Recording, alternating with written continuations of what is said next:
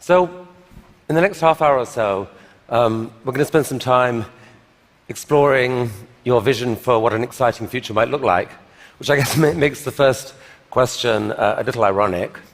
Why are you boring? Yeah, I ask myself that frequently. We're trying to dig a hole under LA, and this is to create the beginning of what will hopefully be a 3D network of tunnels to alleviate congestion. So, I mean, right now, I think one of the most soul-destroying things is traffic. It affects people in every part of the world. It takes away so much of your life. So take us 20 years into the future, the way Bill Gates sees it. What will it be then? Yeah, the vision of mobile phones and tablets and the magic software that was needed for those things. These devices are going to get so much better. And instead of thinking about it as, okay, I have this device, I install this application on it, you'll think of all the devices working together to help you. And we were talking about mobile phones and the magic of computing. We talked about robots, and that still hasn't happened, and that'll be fascinating to see where that comes in, what that does. So it's in the direction that we dreamed of, but we're finally at the point where it, in a few areas, it's starting to outstrip what was even imaginable in my youth. So leaving aside regulation for a second, in terms of the technology alone, the time when someone will be able to buy one of your cars and literally just take their hands off the wheel and go to sleep and wake up and find that they've arrived, how far away is that to do that safely? I think that's about 2 years. So the real trick of it is not, how do you make it work, say 99.9% of the time? Because if a car crashes, say 1 in 1,000 times, then you're probably still not going to be comfortable falling asleep. That's you shouldn't be, certainly. But by the same time, it's never going to be perfect. No system is going to be perfect. But if you say it's perhaps, the car is unlikely to crash in 100 lifetimes or 1,000 lifetimes, then people are like, okay, wow. It's important to have a future that is inspiring and appealing. I mean, I just think that there have to be reasons that you get up in the morning and you want to live. Like, why do you want to live? What's the point? What inspires you? What do you love about the future? And if we're not out there, if the future does not include being out there among the stars and being a multi-planet species, I find that it's incredibly depressing if that's not the future that we're going to have.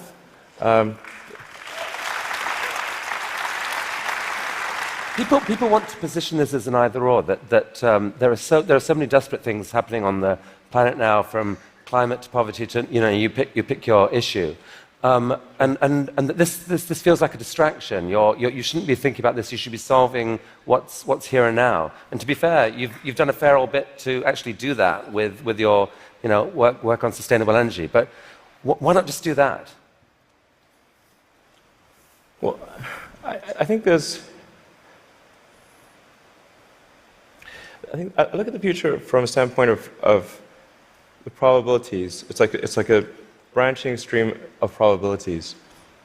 And there are actions that we can take that affect those probabilities, or that accelerate one thing or slow down another thing, introduce something new to the probability stream.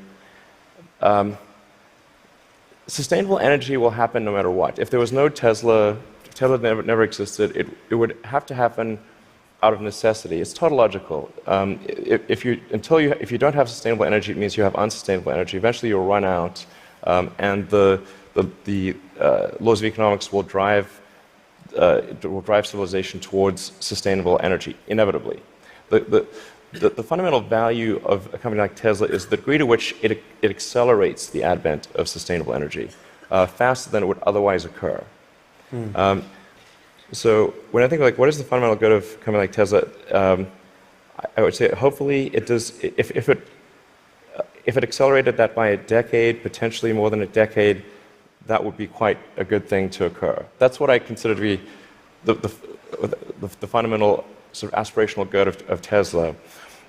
Then there's becoming a multi-planet species and spacefaring civilization. This is not inevitable. It's very important to appreciate this is not inevitable. The sustainable energy future, I think, is largely inevitable, but being a spacefaring civilization is definitely not inevitable. If you look at the progress in space, in 1969 we were able to send somebody to the moon. 1969. Then we had the space shuttle. The space shuttle could only take people to low Earth orbit. Then the space shuttle retired, and the United States could take no one to orbit. So that's the trend. The trend is like down to nothing. This is not. People are mistaken when they think that technology just automatically improves. It does not automatically improve. It only improves if a lot of people work very hard to make it better. And actually, it will, I think, by itself degrade, actually. You look at great civilizations like ancient Egypt, and they were able to make the pyramids, and they forgot how to do that. And the Romans, they built these incredible aqueducts. They forgot how to do it. You know, and it almost seems, you know, listening to you and look at the different things you've done, that you've got this unique double motivation on everything that I find so interesting. You know, which is, one is this desire to work for humanity's long-term good. The other is this desire to do something exciting. And it's often, it feels like you feel like you need the one to drive the other. With Tesla, you want to have sustainable energy, so you make these super sexy, exciting cars to do it. You know, solar energy, we need to get there, so we need to make these beautiful roofs. We haven't even spoken about your newest thing, which we don't have time to do, but you want to save humanity from bad AI, and so you're going to create this really cool brain-machine interface to give us all infinite memory and telepathy and so forth. And on Mars, it feels like what you're saying is, yeah, we need to save humanity and have a backup plan, but also we need to inspire humanity, and this is a way to inspire. I think the value of beauty and inspiration is very much underrated, no question. But I want to be clear. I'm not trying to be anyone's savior. That is not the. I'm just trying to think about the future and not be sad. Beautiful statement. Is it better to invest sort of in the supply side, or is it better for you, as a very wealthy man, to just buy people food? Well, the impact of a more productive seed used by millions of farmers, it multiplies that R&D investment, you know, by factors of 1,000. It's like writing a piece of software that millions of people get to use. You know, would I have been better to go to somebody's typewriter and type up a Word document for them, or instead of using Excel, I'm actually good at multiplication, I could have done the multiplication for them, or should I create Excel and then it can do a lot of multiplications for a lot of people. Gates also thinks education will dramatically improve in developing countries, as online learning tools make it easier for students and teachers to connect around the world. Well, the availability of the world's best teacher who can see where you're confused, set the right pace for you, where all your engagement with that material, your teacher or your parent or your friend can connect up and see where you're stuck and give you some advice. We're not there yet. 15 years ago, we were just sticking cameras in front of people and putting it online and saying, okay, isn't that the solution? Now, people like Khan Academy and hundreds of others have said, okay, the lecture piece is part of it, but interactive problem sets and having your coach see what it is and understanding the nature of what you might be confused about and explaining to you why you should gather this knowledge.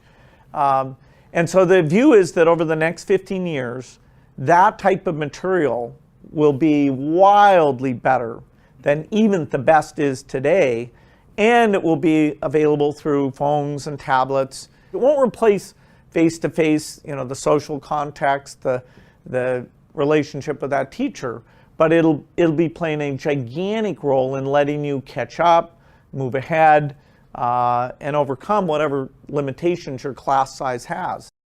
Just like Bill Gates said, online is the future of learning, and that's why I created the AWS training program.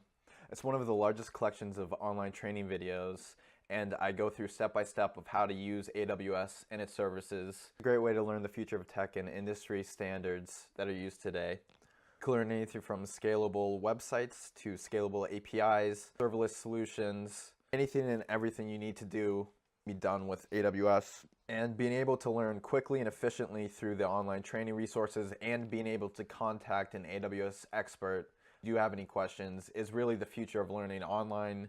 It's just so much more efficient, so much more to the point. Sign up now for a 7-day free trial and check it out. Link will be in the description below. Thank you for watching.